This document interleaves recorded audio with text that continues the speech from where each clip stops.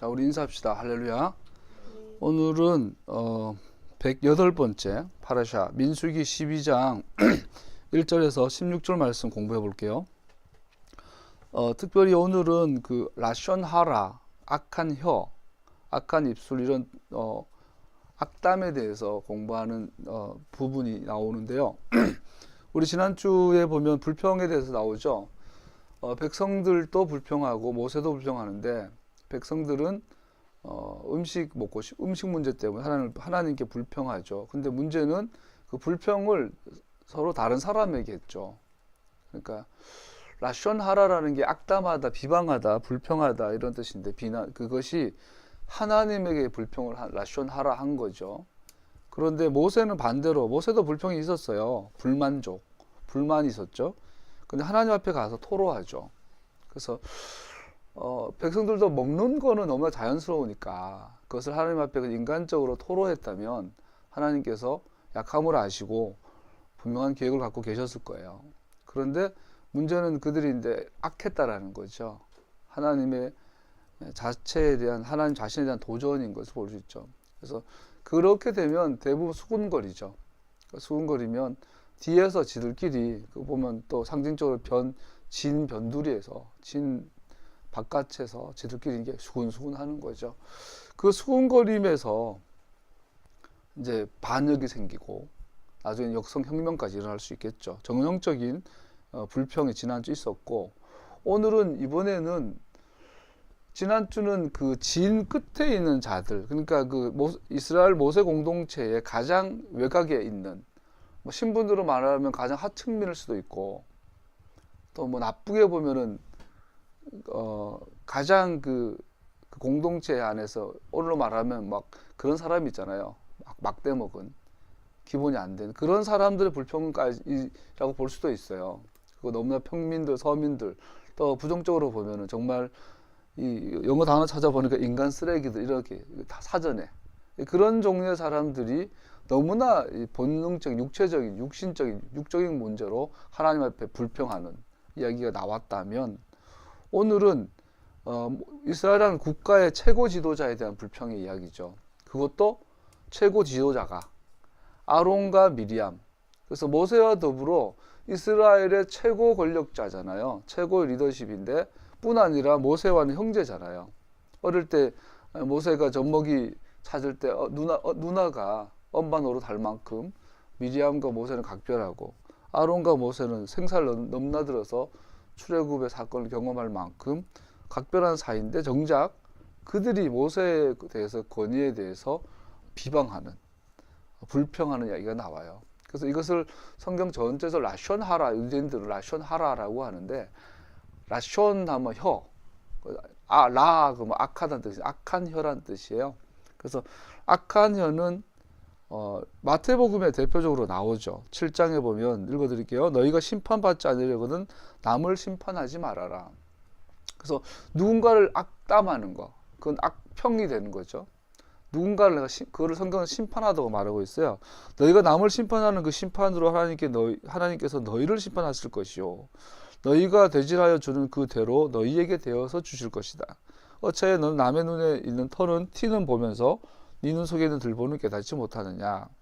내 눈 속에 있는 들보가 있는데 어떻게 남에게 말하기를 내 눈에 티를 빼내 줄 테니 가만히 있거라 할 수 있겠느냐. 위선자야 먼저 내 눈 속에 들보를 빼내어라. 그래야 내 눈이 잘 보여서 남의 눈 속에 있는 티를 빼줄 수 있을 것이다. 거룩한 것을 개게 주지 말고 너희의 진주를 대지의 앞에 던지지 말아라. 그들이 발로 그것을 짓밟고 되돌아서서 너희를 물어뜯을지도 모른다. 이 예수님의 말씀 가운데 심판받지 아니고 남을 심판하지 말아라. 그러니까 남을 심판하는 거. 쟤는 이래, 쟤는 요래 이렇게 함부로 판단하는 것을 라션 하라라고 말하죠. 이건 판단하다는 뜻을 갖고 있는데 성경에서 라션 하라, 비난하다, 비방하다 이런 뜻은 다른 사람에 대한 나의 생각을 결정하고 그의 약점이나 그의 수치를 드러내는 행위를 말해요. 그래서 내가 누군가에 대해서 평가를 하면 그걸 다른 사람에게 하겠죠. 그러면 그 사람에게 내가 악담한 그 사람은 이게 악평을 받겠죠. 안 좋은 평가를 받겠죠. 그렇게 하는 걸 라쇼나라라고 하는 거죠. 그래서 상대방을 향한 비방과 험담을 포함한 모든 악한 의도를 가진 말, 이것을 라쇼나라라고 그래요. 근데 아까서 말씀드렸지만 지난 장에서는 백성들이 하나님을 향하여, 오늘은 아론과 미리암이 모세를 향하여 라쇼나라 하고 있는 것을 볼 수 있어요. 그래서 마태복음 여기 책에 보면 악한 혀라는 뜻인데 근본적으로 다른 사람에 대한 비난과 험담을 금하라라는 의미를 주님께서, 남을 심판하지 마라라는 말은 다른 사람에 대해서 악담하고 험담하고 비난하는 것을 금하고 있는 거죠. 유대인들은 전통적으로 이 말, 혀의 권세, 야고보도 랍빗이죠. 그분도. 그래서 랍비 야고보도 야고보 3장에 보면은 사람이 혀를 다스릴 수 있으면 완전한 사람이다. 그렇죠? 그 탈무드에 보면 이런 말이 있다고 그래요. 이 혀는 매우 무서운 죄를 지을 수 있는 것이기 때문에 두 개의 벽, 즉 입술과 이로 막아서 사람들이 안 보는 곳에 숨겨두었다. 그래서 그렇게 이제 상징적 인간의 구조를 가지고 이 혀가 얼마나 막강한지, 사람을 죽일 수도 있고 살릴 수도 있고, 사람이 지을 수 있는 모든 죄 가운데 혀 또는 입으로 짓는 죄를 라션하라라고 유대인들은 말합니다. 다른 사람을 비방하거나 중상하거나 모략하는 행위로서 혀와 입으로 짓는 모든 악한 죄를 가리킬 때 하는 말이며 가장 심각한 죄 중에 죄로 취급받습니다. 우리가 누군가의 돈을 떼먹었어요. 그럼 갚으면 돼요. 그런데 누군가의 마음을 다치게 하는 악한 말을 하고 나면 이것은 사실은 회복이 불가능하죠. 우리 그 올드보이라는 영화에 보면 결국 말 한마디 잘못해가. 나도 그거 옛날에 얼핏 본 거 끝까지 자세히 못 봐가지고 내용을 정확하게 기억은 못 하는데 유지태 맞죠? 뭐 고등학교 때 이제 자기가 나쁜 짓, 부끄러운 짓을 했는데 그거를 최민식이가 라쇼하라, 다른 사람한테 자기에 대해서 험담하고 다녔다고. 이게 맞죠? 그런 주제가. 그래서 나중에 이제 부자가 돼가지고 최민식이를 잡아나가서 만두 먹이잖아, 만두. 그 나중에 막 산낙지 뜯어먹고, 그래서 막 복수하고. 그 마지막에 아마 그게 오해란 걸 알고 자기가 믿고 싶은 대로 믿어, 정확하게 모르겠는데 그 유지태가 자결하죠. 뭐 이런 스토리, 아주 저질적인 걸 아주 명작이라고 포장해가지고 올드보이가 나왔잖아요. 그것처럼 예를 들게 저렇게 든 건데 라쇼하라는 가장 무서운 죄라는 거죠. 누군가에 상처를 주는데 더 나아가 이 사람의 명성과 명예와 인격을 다른 사람에게 멸시당하도록 하게 하는 말, 라쇼하라라는 거죠. 문제, 우리가 들어가기 전에 우리 개인의 삶이나 오늘날 교회 안의 신앙생활에서 너무나 많죠. 끼리 뭐죠? 수군수군 하는 거. 누구는 어때? 누구는 어때? 이렇게 하는 거. 유대인들은 대속죄일날 회개하는 죄, 고백해야 할 죄를 43가지로 정리해 뒀는데 그 중에 11개가 말로 짓는 죄라 그래요. 그래서 대속죄일날 인간이 회개해야 될 죄는 인간이 짓는 모든 죄의 카테고리인데 그 중에 3분의 1이 입술로 짓는 죄라는 거죠. 그래서 여러분과 내가 죄를 3번 지으면 그 중에 하나는 입술로 한 거예요. 그래서 이 입술로 짓는 이 죄를 성경은 굉장하게 심각하게 보고 있죠. 시편 120편의 이 혀를 괴사한 혀, 악한 혀, 라쇼하라라고 분명히 표현하고 있습니다. 그리고 문제는 이 혀로 짓는 죄는 가까운 사람뿐 아니라 지구 반대편에 있는 사람의 마음도 다치게 할 수 있는 것이죠. 그래서 라쇼하라. 오늘 이 부분에 있어서 잠깐 살펴보려고 합니다. 민수기 12장에 보면 모세가 굿수 여인을 데리고 와서 미리암 왔는데 아론과 미리암이, 여기서 보면 처음으로 미리암이 먼저 나와요. 미리암과 아론은 모세가 그 굿수 여인을 아내로 맞았다고 모세를 비방하였다. 모세를 비난하였다라고 나오죠. 그런데 재밌는 건 미리암과 아론이라고 표현되어 있고 나중에 보면 하나님께서 미리암만 심판하시잖아요. 그래서 오늘 원어에 보면 이 첫 번째 1절이 주어는 복수예요. 미리암과 아론이. 그런데 여기서 라쇼하라라고 모세를 비방하였다 할 때는 여성 단수로 나와요. 그래서 원어를 직역을 하고 문법 분해를 하면 미리암과 아론이 모세의 건의에 도전하여서 라숀 험담 비방을 하는데 사실은 이 미리암이 한 걸로 여성 단수형으로 나와요. 그래서 미리암이 먼저 시작했고 미리암이 주도했고 아론은 옆에서 아마 심정적으로 동조했을 거라고 볼 수 있겠죠. 그래서 둘 다 하나님 용서가 필요했지만 특별히 이 미리암은 문둥병, 나병이 걸리는 심판을 받게 되는 이야기가 오늘 나오죠. 그래서 동시에 그럼에도 불구하고 아론이 모세에게 먼저 해결을 할 때 하나님 안 돼요. 모세에게 먼저 해결을 해요. 좀 이해 안 되는 거예요, 그죠? 인간의 그 실존적 한계를 봐요.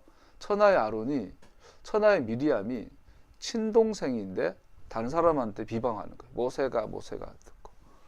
어찌들도 먼저 하나님 앞에 가서 했어야죠, 모세처럼. 하나님한테 직접 가서 하나님, 모세 저 어릴 때 내가 기저귀도 갈아주고 젖동량도 키웠는데 이 저놈이 커서 이제는 나 누나를 무시해요. 그럼 하나님께서 가만히 있어. 직접 말해주셨겠죠. 혼 안 내고. 근데 아마 비방했단 말은 다른 데 가서 말을 옮겼다는 이야기겠죠. 다른 데 가서. 그건 인간이 참 그래요. 그죠? 어쨌든 그랬더니 아론도 동시에 죄가 있어요. 여기서 우리가 중요한 원리를 깨달을 수 있어요.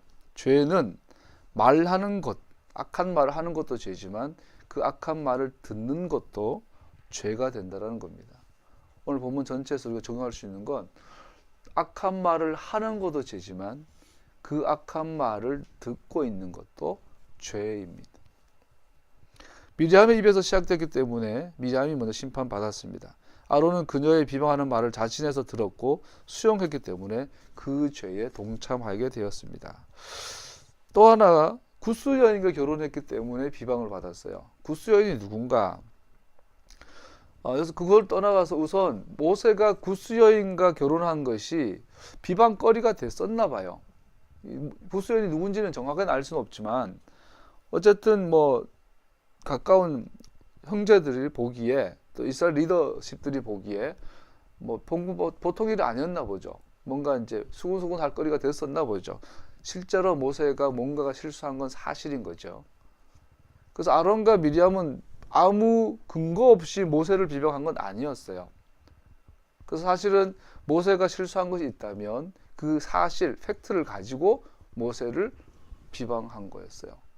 그래서 오늘날로 말하면 잘 생각하면 이것은 합리적 판단이고 합리적인 비판일 수 있어요. 수용 가능한.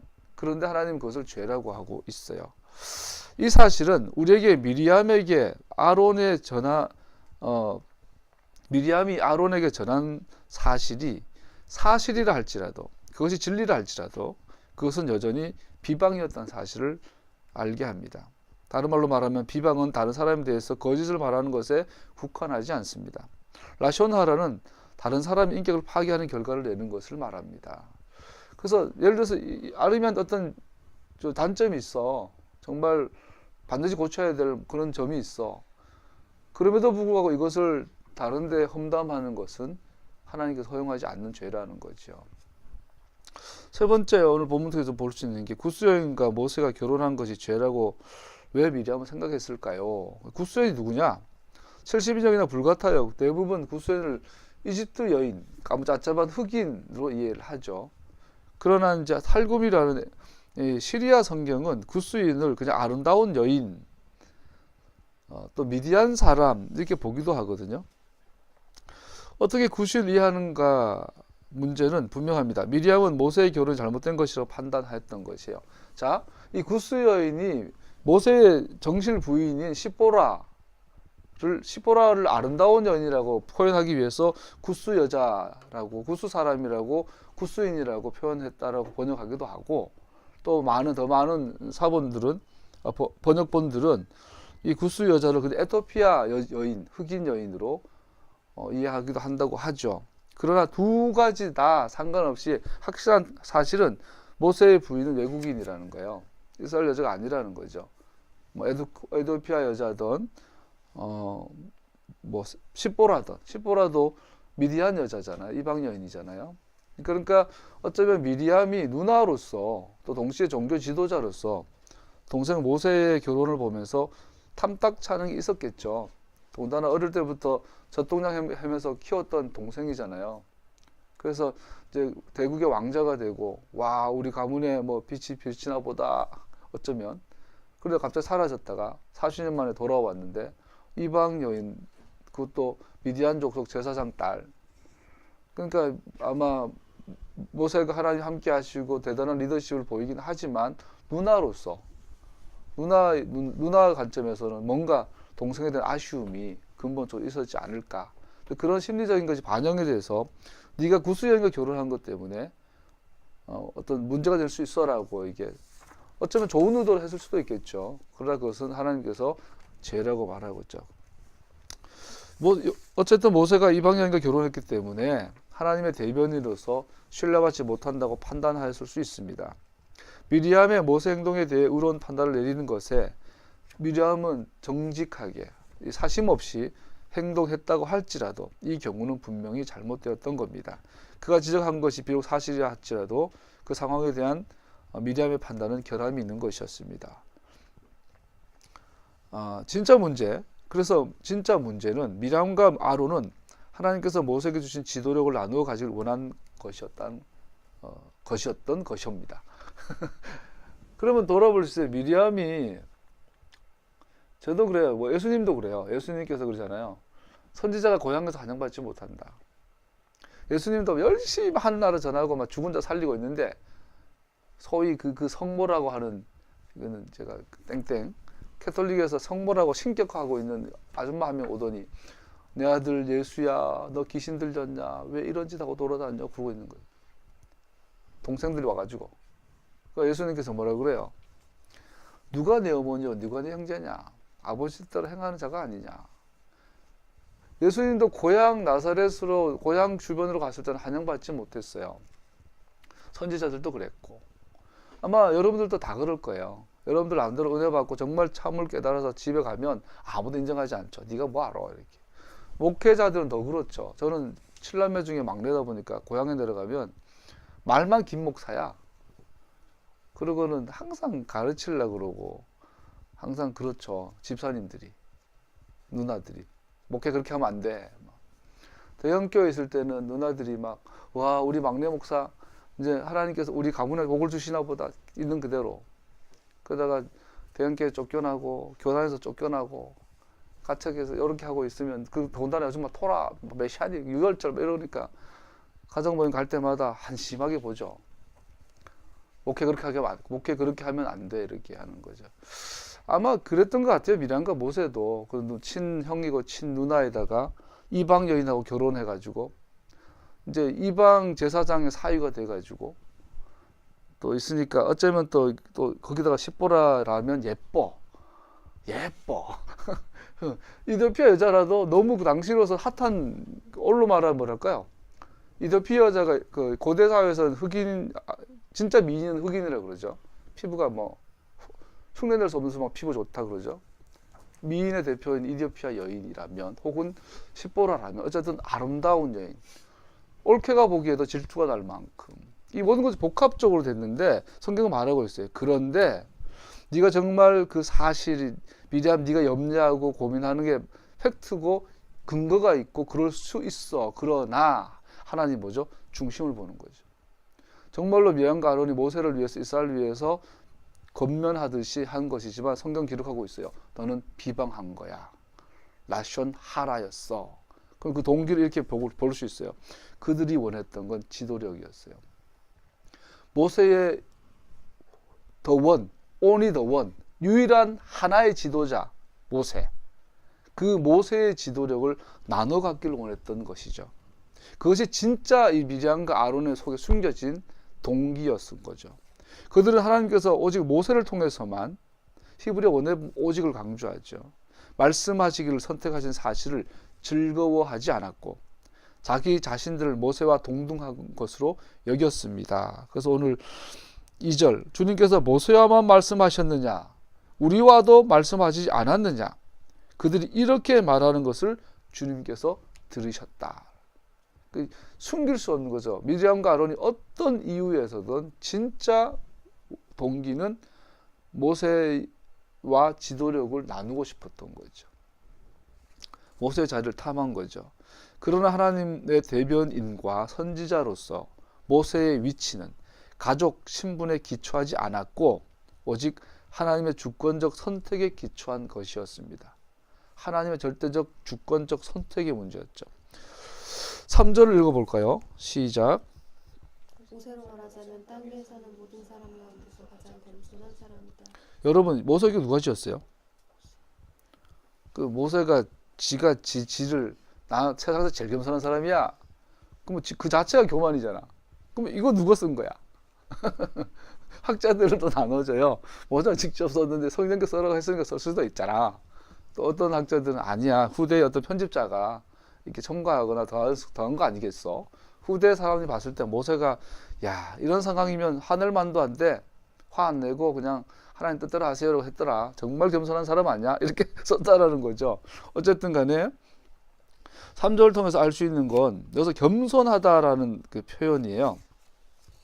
모세는 비방하고 있는 믿었던 가장 의지하고 있었던 형과 누나가 자기를 비난하고 다른 사람에게 가서 뒷담화를 하고 나의 리더십과 지도력에 도전하고 있는 것을 알았지만 자신이 직접 해결하려 하지 않았고 상황을 수습하기 위해 하나님을 겸허히 의지하였음을 강조하고 있는 구절입니다. 그 4절에 보면 주님께서 모세, 아론과 미리암을 당장 부르셨다. 그랬더니 3절 직후에 4절에 주님께서 다 나와. 미리암, 모세, 너 3명 다 한꺼번에 나와.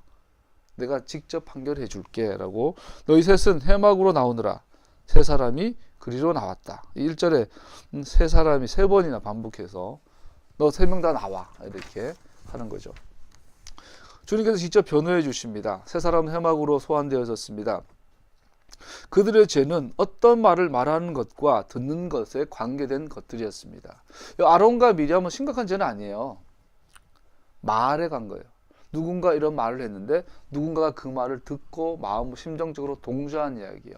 별거 중요할 것 같지는 않잖아요. 근데 이것을 주님께서는 성경 전체에서 이렇게 급박하게, 이렇게 즉각적으로, 이렇게 직접적으로 나와 당사자를 콜링하셔가지고 두세 사람을 불러서 하나님의 심판정, 하나님의 법정을 연 경우가 없어요. 하나님께 가장 중요시 여기고 있다는 것을 볼 수 있죠. 전연자께서 주님께서 오자마자 이렇게 너희들 다 나와. 그러면서 6절에 보면 너희는 내 말을 들어라.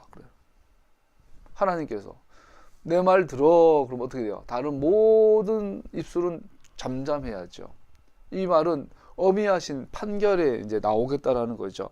비방에 제한 하나님의 판결은 하나님의 말씀에 유의하는 것이었습니다. 하나님의 말씀에 귀 기울인 것이었습니다. 그리고 하나님의 판결이 그 직후부터 나와요. 7절, 8절이에요. 같이 읽어볼까요? 시작. 6절, 7절이요. 시작. 너희는 나의 말을 들어라. 너희 가운데 예언자가 있으면 나 주가 환상으로 그에게 알리고 내게 꿈으로 말해줄 것이다. 나의 종 모세는 다르다. 그는 나의 온 집을 충성스럽게 맡고 있다. 네, 하나님께서 너무나 직접적으로, 너무나 단언해서, 너무나 정확하게, 명확하게, 분명하게 판결을 내리고 있어요. 나의 말을 들어라. 그리고 이 구절을 교차 대꾸법으로 사용하고 있어요. A, A-B, B-C, C-D, D- 이렇게. A, 너희 중에 주님의 선지자가 있다면 A- 그리고 그는 주님의 모양을 본다. 선지자들은 B, 대비하고 있어요. 모세, 일반 선지자와 모세. B, 일반 선지자, 나는 나 자신을 그에게 환상으로 알린다. B- 숨김없이 말하지, 애매하게 말하지 않는다. 모세에게는. C, 나는 그에게 꿈으로 말한다. 선지자에게는. 모세에게는 C1, 그와는 나는 얼굴을 마주보고 말한다. 얼굴 마주보고 말한다. 원어에 보면요, 입에서 입으로 말한다 이런 뜻이에요. 가장 중요한 D, 나의 종 모세에게는 그렇지 않다. D1, 그는 내 온 집에 신뢰받는 자다. 이렇게 하나님께서 직접 와서 판결 내리시는데 모세를 적극적으로 변호하고 있어요. 그리고 결론을 이렇게 내려주세요. 그런데 어떻게 내 종 모세를 대적하여 말하는 것에 삼가하지 않느냐. 이 한마디에 이제 아론과 리브가가 미리암은 끝난 거예요. 영원토록 모세의 건의 아래 들어가야 돼요. 살려면.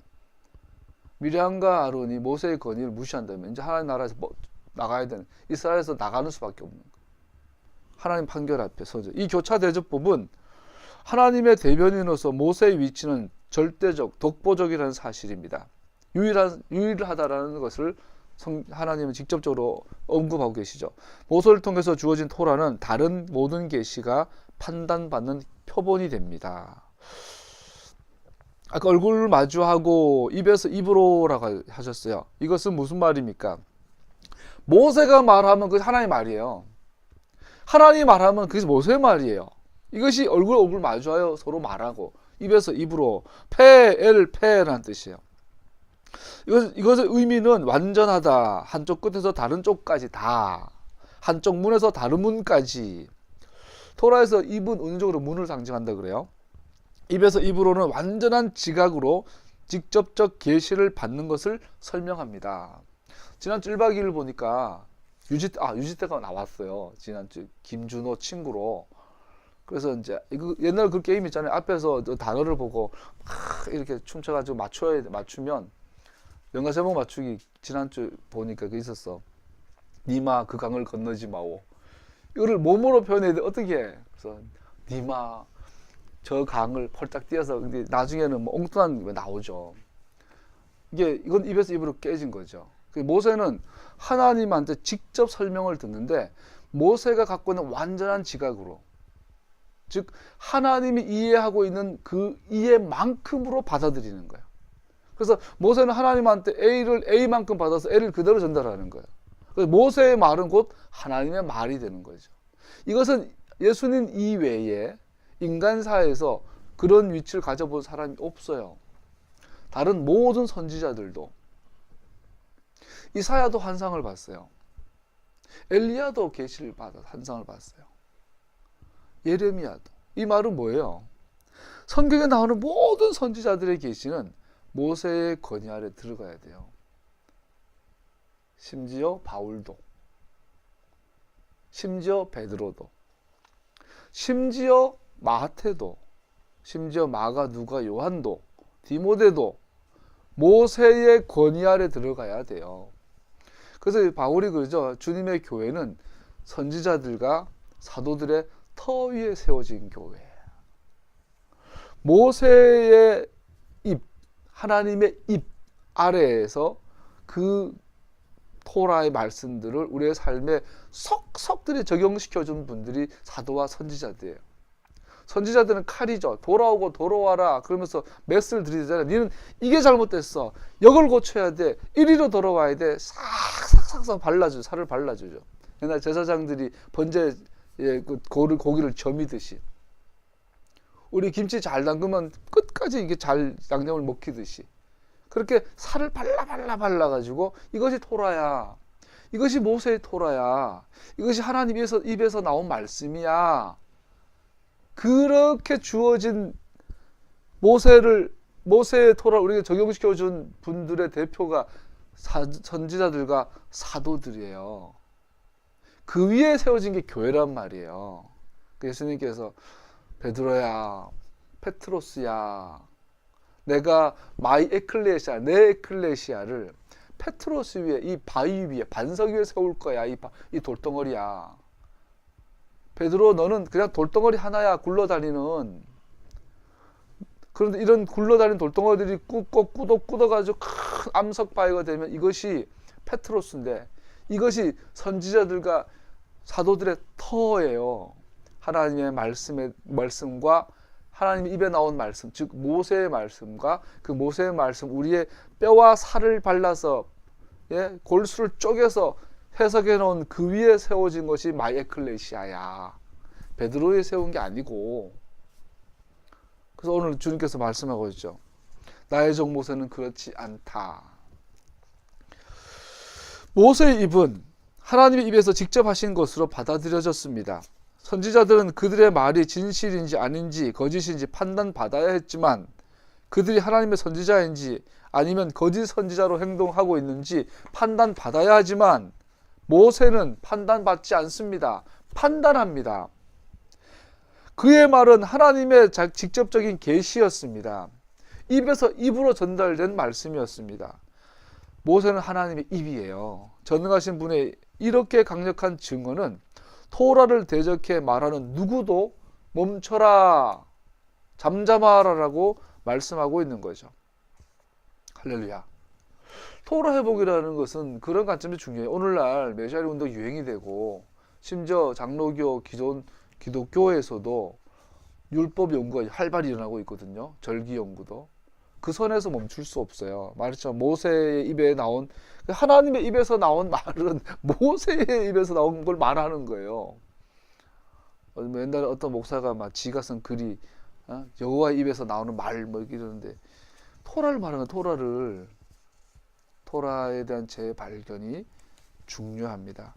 자, 그랬더니요, 우리 9절 읽어볼까요? 9절 시작. 주님께서 그들에게 진노하시고 떠나가셨다. 주님께서 강력하게 모세를 변호하시고, 야, 모세의 말을 들어, 그게 내 말이야. 그리고는 진노하시고 떠나셔요. 근데 원어에 보면 진노하셔 그들을 태웠다 그래요.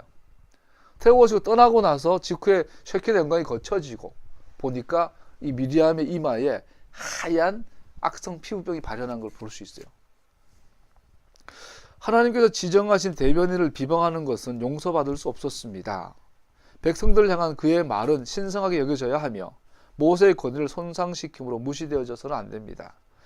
이거는 우리 예수님도 그러잖아요. 성령을 해방한 자는 용서받지 못한다. 모세의 토라를, 모세의 권위를 무시하면요, 용서받지 못해요. 즉, 모세의 토라를 해석할 수 있는 분은 성령님밖에 없어요. 그 성령을 무시하면 용서받지 못해요. 하나님께서 그 세 살에 말씀하신 동안 임재 구름이 그들과 해먹을 덮었습니다. 말씀을 마쳤을 때 구름이 떠올랐고 미리암에게 메쪼라트, 메쪼라트는 오늘날 나병 이렇게 번역이 되었지만 정확하게 모르고 악성 피부병, 악성 피부 질환으로 볼 수 있죠.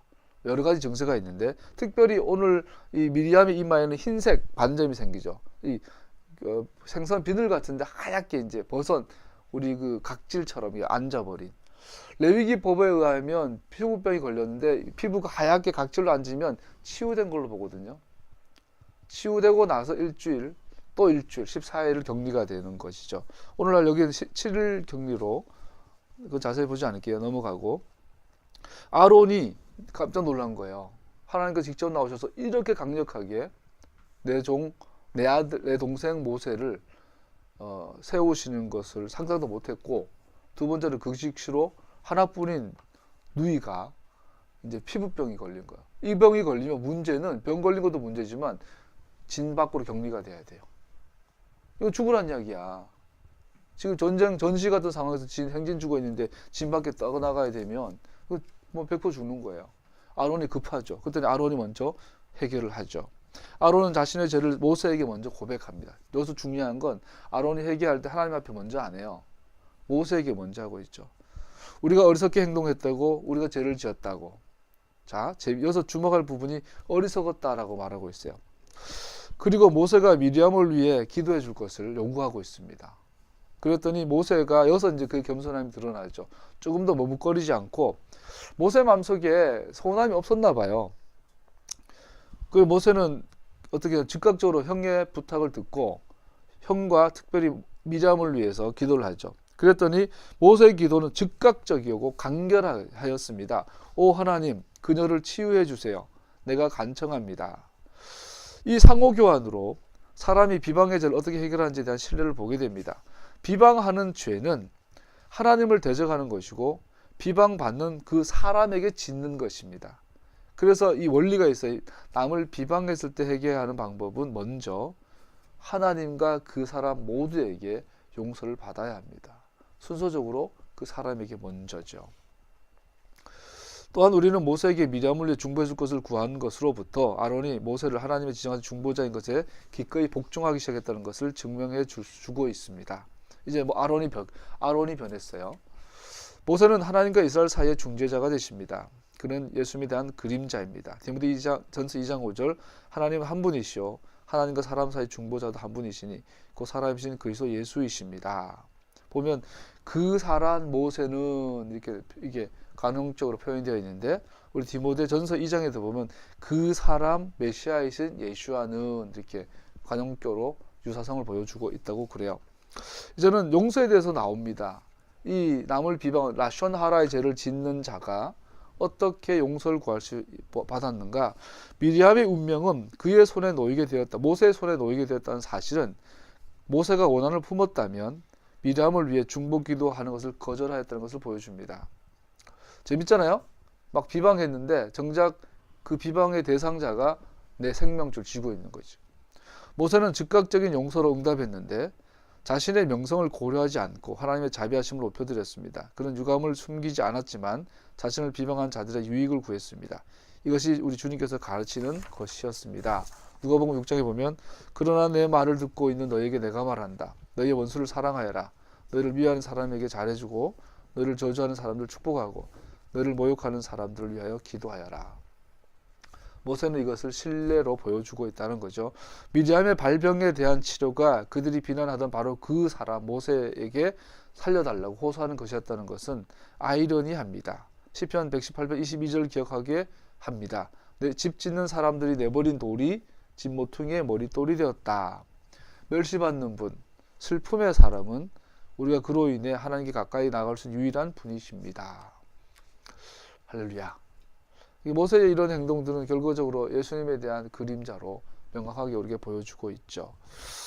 또 하나 질문이 있어요. 그런데 아론과 미리암이 동시에 라숀 하라 했는데 왜 미리암만 걸렸을까요?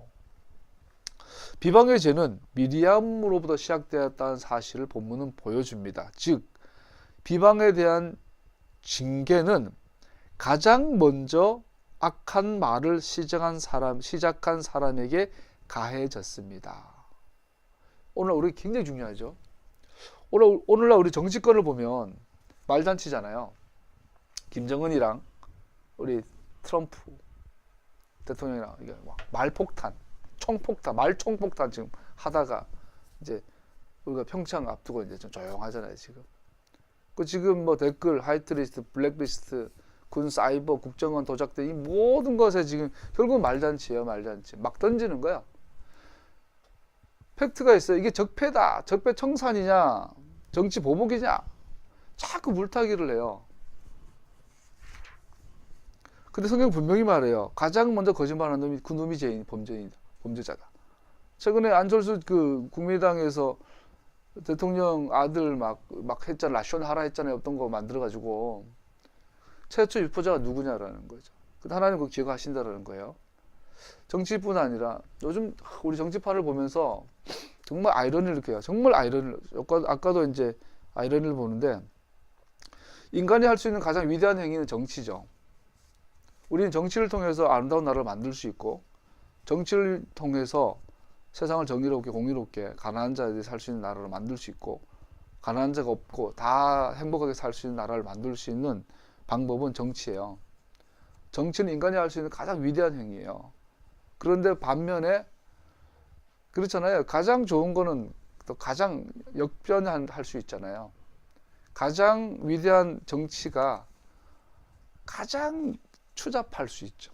우리는 오늘날 자유한국당을 통해서 봐요. 얼마나 추잡한지 정치인들이. 정치인들은 절대로 양심을 갖고 양심이 있으면 정치를 못하는 것 같아요. 오늘 요랬다가 오늘 저랬다가 박지에서 갈치로 막 넘어가는. 요즘 그 바른정당이 나올 때 막 정의를 갖고 나왔다 다 돌아가잖아. 그래서 왔을 때 박지, 돌아가면서 또 박지. 근데 이번에 돌아갔던 사람들은 갈치들 갈치. 갈치는 동족을 먹고 산대. 그래서 요즘 자유한국당을 볼 때마다 야 정말 정치가 지저분해지면 저렇게 되는구나. 우리 세종대왕을 정조대왕이나 세종대왕을 보면 정치인이 정치를 하면 저렇게 되는구나. 이 양극을 보여주는 거죠. 그게 시작이 라숀 하라예요. 그래서 말한 것처럼 거짓말을 했으면 비방하는 말을 했으면 주님께서는 시작한 그 사람을 반드시 징계하십니다. 이 원리를 우리가 알아야 될 텐데요. 라숀 하라는 동기를 기초로 판단하지 않습니다. 그 사람 속에 어떤 동기가 있었던, 예를 들어서 내가 이 사람한테 정말 좋은 마음으로 진심으로 이 충고를 했는데 이거를 얘한테 안 하고 쟤한테 한 거야. 돌아서 가게. 그러면 얘의 자존심 어떻게 돼? 이 사람의 명예는 어떻게 돼? 내가 아무리 선한 의지를 했다고 할지라도 이것은 악이 되는 거예요. 라쇼나라는 굉장한 동기만으로 되지 않더라. 라쇼나라는 그 비방의 진심과 상관없이 악이고 죄입니다. 말씀을 마무리하겠죠. 주님께서는 책임을 지우십니다. 용서하셨지만 하나님께서 아론과 미리암 모두 용서하신 것이 분명합니다. 왜냐하면 모세의 기도를 들으셨기 때문입니다. 그러나 그녀의 죄의 결론이 없는 것은 아닙니다. 심고 거두는 원리가 작동합니다. 미리암은 7일 동안 진 밖에 추방됩니다. 그러면서 아버지가 딸의 얼굴에 침을 뱉으면 7일 동안 굴욕당하게 된다는 것을 직접적으로 비유하며 설명해 주고 있습니다. 우리는 미리암의 병은 모세의 기도 이후 즉시로 치유되어졌던 걸 알 수 있습니다. 아까처럼 흰색 반점이 생긴다는 것은 이 피부병이 치유되었다는 레위기적 관점이거든요. 그러고 나서도 7일의 격리가 또 필요하죠. 아마 이 미리암은 이 7일을 마치 베드로 같은 시간이었을 거예요. 베드로가 불과 몇 시간 전에 주님, 내가 주를 위하여 생명을 내놓겠어요. 주님 걱정하지 마세요. 내가 주님 끝까지 옆에 지켜드릴게요. 그랬는데 불과 몇 시간 만에 3번 반복해서 내가 저를 모른다. 나 저 사람 모른다. 나중에는 침을 뱉어 저주하여 이르되 내가 저를 모른다. 그랬더니 닭이 꼬꼬대하고 울어요. 베드로가 뜨끔하죠. 그때 이제 정신이 번쩍 차려지고 그 밖에 나와서 어두운 데 손자 꺼이 하고 울었겠죠. 계속 맴맴 도는 거예요. 계속 베드로야, 네가 나와 함께 할 수 있겠느냐? 아, 그럼요. 그래서 내가 베드로 그 사건을 볼 때마다 참 이 베드로 참 물건은 물건이다. 근데 보통 사람은 그 정도 좌절하면 낙담하거나 포기해버려요. 근데 베드로는 막 꺽꺽 울고 난 다음에 어디 간지 알아요? 고기 잡으러 갔어요. 장사하러 갔어. 밥 해먹으러 갔어. 배고팠나 봐. 참 베드로는 단순하면서도 주님께서 그런 기질을 좋아하시나 봐요. 열심히 고기 잡고 있는 거야. 또 막 열심히 돈 벌고 있는 거야. 그랬더니 목사님이 예수님 찾아오셔가지고 베드로 앞에 서니까 베드로가 유구무원이죠. 근데 그 주님께서 고기를 구워서 주시면서 네가 날 사랑하냐? 그랬더니 베드로 거기서 무슨 말 하겠어. 거기서 지가 사랑해요. 그래봐야 뭐 너 2시간이면 배신할 건데. 아마 이 7일 동안 미리암이 격리되어서 그랬을 거예요. 아, 내가 뭘 잘못한 거지? 내가 어디서부터 잘못 이해한 거지? 아마 어릴 때로 착착 돌아갈 거예요. 그 나일 강가로. 그래서 모세가 태어났을 때 유난히 목소리가 컸던 아이. 그 아이가 이제 죽임 당해야 되는데 기도하는 가운데 하나님께 주신 마음을 따라 갈대 상자를 만들었던 그 기억. 그 아이 동생 모세를 올려놓고 기도하며 나일강에 떠나보냈던 기억. 숨어서 둥둥 떠다니는 걸 따라보고 있는데 바로의 딸 공주가 얘를 데려가는 그 기억. 그래서 뛰어가서 전나는 어미를 내가 압니다. 뭐라 그러죠? 젖어미 구해주는 그런 기억들. 친엄마잖아. 미디암은 모세가. 그리고 돌아가면 내가 언제부터 모세를 내 동생으로만 생각하고 하나님의 사람으로는 보지 않았던가. 그래서 아마 7일 동안 깊은 반성과 자각이 있었을 거예요. 그리고 아마 돌아왔을 때 이 미리암은 완전한 모세의 백성이 됐을 거예요. 모세에 속한 사람이 됐을 거예요. 아론도 마찬가지겠고. 베드로도 그 절망의 그 배신의 밤을 지나고 나서 하나님이 계획했던 그 베드로가 되는 거죠. 그런 것 같아요, 여러분. 그래서 여러분과 나에게도 라쇼나라 죄를 지을 수 있죠. 그러나 회개의 수준이 그 사람을 만드는 것 같은데 여러분과 나 같은 범인은 회개가 너무 얕아요, 그죠? 말씀을 이제 하나하나 좀 살펴보고 마칠게요. 이사야 59장 1절에서 21절이 결론은 하나님의 심판하셨던 목적은 파멸과 절망이 아니라 회복을 위한 훈육이었습니다. 그래서 미리암이 7일 동안 쫓겨나 있는 동안 하나님께서 명하세요. 행진 금지, 기다려. 미리암이 돌아올 때까지 이스라엘 전체 대군이 몇백만 명이 기다려졌어요. 이것이 하나님의 최종 진짜 목적이었던 거예요. 미리암이 깨닫기를. 아마 7일 후에 돌아올 때 미리암은 굉장히 행복했을 거예요. 아, 내 동생이 아니라 하나님의 사람이었구나. 하나님의 입이 지금 우리 가운데 있구나. 우리가 이스라엘이구나. 세상에 부족함이 없음을 아마 미리암은 깨달았을 거예요.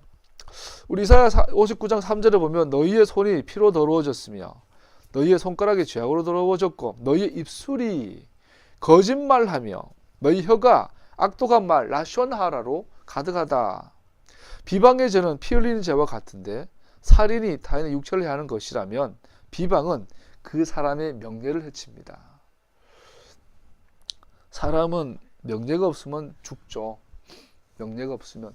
사실은 우리가 배고파서 물질이 부족해서라기보다 자기의 가치를 잃어버려서 자기 생을 포기하잖아요. 자기라는 모든 사람들은 공통점이 자신의 가치를 버린 거죠, 스스로. 그들은 독사야. 그 원인은 오늘날 특히 이게 비교하고 이러된 말로 우리는 자기 가치를 평가절하하게 되죠. 듣는 것으로. 5절 그들은 독사의 알을 품고 거미줄 옷감을 짠다. 그 알을 먹는 사람은 죽을 것이요 그 알이 밟혀서 터지면 독사가 나올 것이다. 비방은 번식합니다. 전염됩니다. 비방에 취한 치료는 중보자의 손에 달려 있습니다. 여기 성경적 원리죠. 우리가 지금 댓글 알바가 왜 심각하냐. 뭐 별거 댓글 좀 닮았대. 그렇지 않죠. 여론 조작이라는 게 얼마나 무서운 거예요. 민주주의라는 것은 대의민주주의잖아요. 사람들의 의견을 모아가지고 대표자를 원하는 사람을 뽑아가지고 정치하는 게 민주주의인데 그 사람의 이 민중의 대의를 왜곡시켜버리고 조정해버리는 이건 악한 혀죠. 이것은 강한 전염성이 있죠. 오늘 가장 강하게 전염하는 그 도구가 이 댓글이잖아요. 댓글. 그거를 정치권에서 의도적으로 했다라는 것은 이거는 용서할 수 없는 이거 헌법 유린 사건이죠. 이것은 용서할 수 없는 거죠. 이건. 압박받는 사람을 도려는 사람이 없음을 보시고 중재자가 없음을 보시고 주님께서 놀라셨다. 주님께서는 직접 억압받는 사람들을 구원하시려고 반드시 공의를 이루시려고 당신의 능력을 친히 발휘하실 것이다. 이런 악이 행행하는 시대에 중재자가 없습니다. 한 사람도 찾을 수 없습니다. 하나님 자신의 오른팔이 구원을 이루고 그 자신의 의로움이 고치실 겁니다. 라고 17절에 나오고요. 20절에 보니까 주님께서 시온의 속량자로 오시고 야곱의 조상 가운데서 죄를 회개한 사람들에게 오신다. 주님께서 하신 말씀이다. 모세가 아론과 미리암의 중보자였던 것처럼 오직 우리의 메시아이신 구주께서 하나님의 자비와 용서를 죄인들에게 가져오시는 바로 그분이십니다. 할렐루야. 말씀 마무리합니다. 우리에게 비방하는 죄와 악한 말에 대해 다시 한번 깊이 생각하게 만들어주는 토라 포션입니다. 어떻게 무의식적으로 우리는 이 죄를 범하는지, 우리는 어떻게 이것을 피할 수 있는지를 고민해 보아야 합니다. 미리암처럼 다른 사람에 대해 악이나 분명한 의도 없이도 비방의 죄를 범하는 것이 가능한 것을 살펴보았습니다. 비방한다는 것은 다른 사람이 다른 사람의 눈에 멸시받도록 원인이 되게 하는 어떤 것으로 정리할 수 있습니다. 라숀하라는 내가 누군가를 비방함으로 그 사람이 다른 사람들에게 멸시당하게 만드는 것이 라숀하라라고 볼 수 있습니다. 두 번째, 비록 진실을 나누는 이야기를 할지라도 남을 비방하는 것이 될 수 있습니다. 여기서 우리는 우리의 마음의 동기를 확인해 보아야 합니다. 세 번째, 그러나 비방하는 것은 우연이라도 듣게 된다면 우리는 어떻게 해야 할까요? 사실 여러분, 우리가 인터넷 댓글을 본다는 것은 비방의 방에 들어가는 거거든요. 라숀하라의 방에 들어가는 것이고, 여러분들이 회사에서 특별히 심지어 교회 여전도회 모임 자체가 라숀하라의 방일 경우가 더 많죠. 권사님들께 모여 수근수근, 집사님께 모여 수근수근.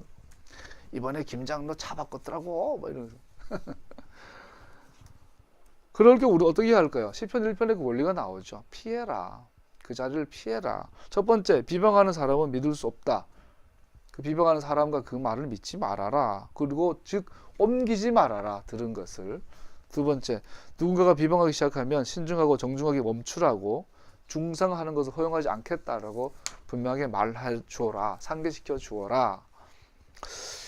그러나 만일 명백한 악한 행동을 우리가 본다면 우리 주변에 어떻게 우리가 대응할 수 있을까요? 문제는 개인의 견해가 아니라 그 견해가 성경의 관점, 성경의 정의와 맞는지 확인해 봅니다. 그 성경의 관점에서 어긋난 것이라면 이런 성경적 원리가 있죠. 단 둘이 있는 사이에 그 사람을 따로 만나서 충고해 주어라. 안 들으면 두세 사람이 같이 가서 또 한 번 더 충고해 줘라. 그러지 마라. 다니면서 그런 말하고 다니지 마라. 그래도 안 들으면 교회에 말하여라. 교회의 말조차 듣지 않거든 그를 이방 사람이나 세리와 같이 여겨라. 결국은 끊어버리라는 거죠, 관계를. 물론 뭐 돌아올 막연한 건 있어야 되지만 이게 중요하죠. 신명기 19장 15절 어떤 잘못이나 어떤 범죄라도 한 사람의 증언만은 판정할 수 없습니다. 두세 사람의 증언이 있어야만 그 일을 확정할 수 있습니다. 이 모든 것에서 우리의 기준은 예수님의 걸어가신 발자취를 보게 됩니다. 여러분이 자기의 발자취를 따르게 하시려고 여러분에게 본을 남겨 놓으셨습니다. 그는 죄를 지으신 일이 없고 그의 입에는 아무런 거짓도 찾아볼 수 없었습니다. 그는 모욕을 당하셨으나 모욕을 갚지 않으시고 고난을 당하셨으나 위협하지 않으시고 정의롭게 심판하신 이에게 다 맡기셨습니다. 마태복음 7장 아까 하는 거 하고 마치죠. 비판받지 않으려거든 남을 비판하지 말아라. 할렐루야. 우리 기도합시다.